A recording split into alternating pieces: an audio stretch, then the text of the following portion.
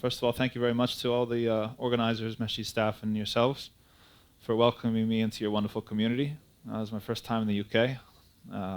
Liking it so far, mashallah, tabarakallah. Very, very impressed.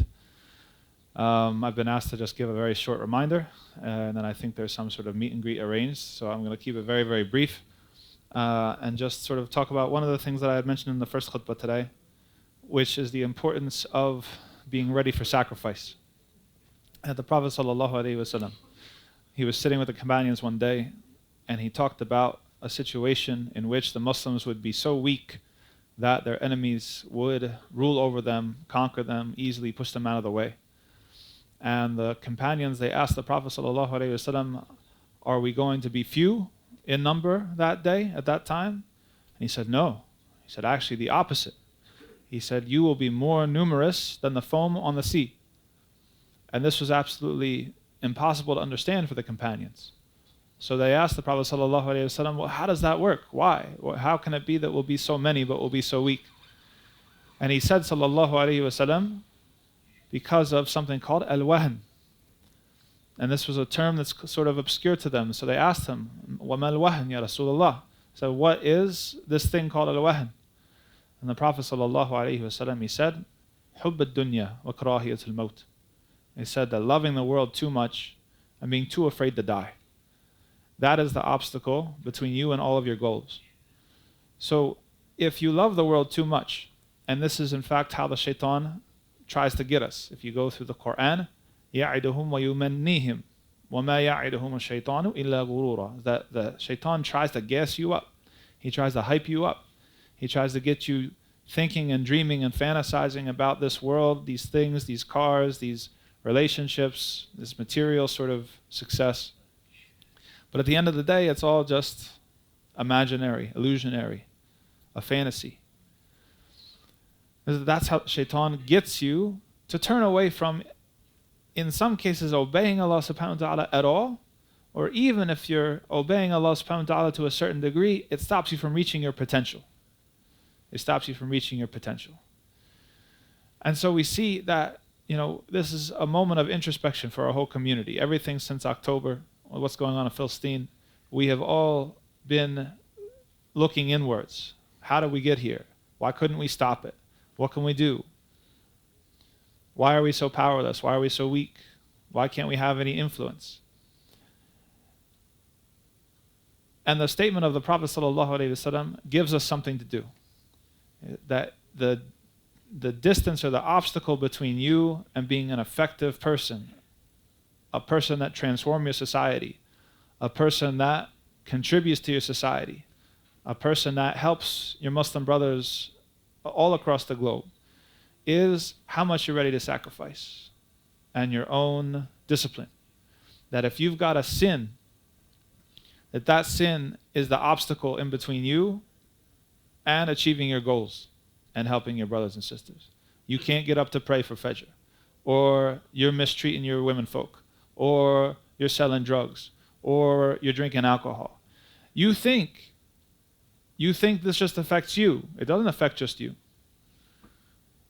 This might be one of the reasons why Allah subhanahu wa ta'ala is allowing what's happening in Palestine to happen in Palestine.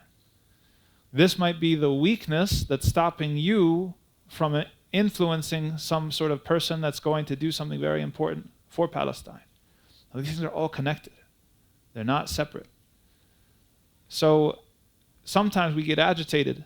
Sometimes we get hyped. Sometimes we see the slaughter, we see what's going on, and we only think about governments and politics and armies and this thing, right? Which many of us don't have any easy ability to influence. But what about you? What can you do? How much more quickly would Allah's help and aid come if you left that sin that's holding you back? How much more powerful would your dua be and accepted would your dua be if you were to abandon some of the things that you're doing that you know are wrong? So the overall message is that every single one of us has to be ready to sacrifice. This dunya is short. It's sweet and it's short. It's going to be over very, very soon.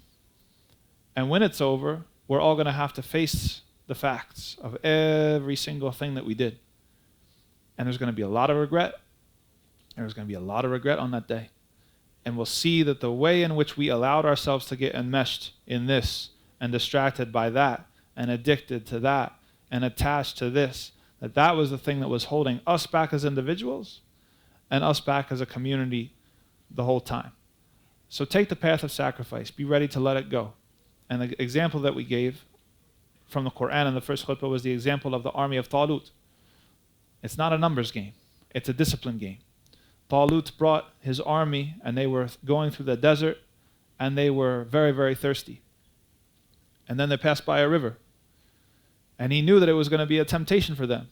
And so he said, I'm only going to take the soldiers with me who don't drink from the river, or they only take a handful. And the rest that can't discipline themselves, they can't control themselves, y'all go away. Y'all go home. You don't have anything to do with me. I don't need you, because you've already proven that you don't have the self-control. You don't have the discipline for what's coming next to really make a difference. And so sure enough, the majority of the people in his army, they couldn't control themselves. They guzzled the water as much as they could. And so Talut told them, see you later. I'm only going to take with me the ones who have self-control, the ones who have discipline, the ones who are ready for sacrifice. And that was the reason that Allah gave them victory. Even after that, they were not sure. Is Allah going to, we're going up against forces that are enormous. The deck is stacked against us. The numbers don't look good, right? But Allah subhanahu wa ta'ala said that those who were certain in the meaning of their Lord said, how many times has a small group of people overcome a larger group of people by the will of Allah? And Allah is with the patient. So every single one of us has to be disciplined, has to be ready to discipline ourselves, and has to realize that the distance between you and being a disciplined person is the distance between you and all your dreams, whether it's your personal dreams, your dreams for this community here in your locale, your dreams for the ummah as a whole. And so every single one of us has a part, and we all have to do whatever we can. Barakallahu feekum, subhanakallahumma wa bihamdika, ashhadu an la ilaha illa anta, astaghfiruka wa atubu ilayk. Assalamu alaikum wa rahmatullah.